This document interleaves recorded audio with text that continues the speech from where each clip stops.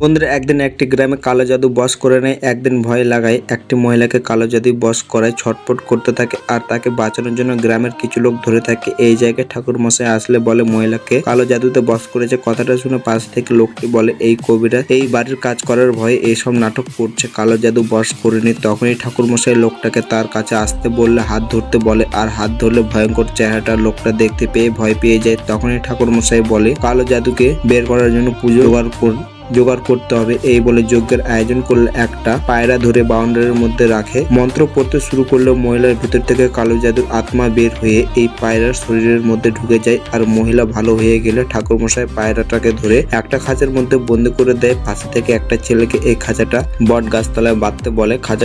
খাঁচাটা নিয়ে ছেলেটা বট গাছের জায়গায় এসে কালো জাদুর খাঁচাটা বাঁধে। এদিকে ছেলেটার মা ঠাকুর মশাইকে দেখতে পেয়ে বলে, আমার ছেলে কই? ঠাকুর মশাই বলে, টেনশন নেওয়ার কোনো কিছু দরকার নেই, ঠিক সময়ে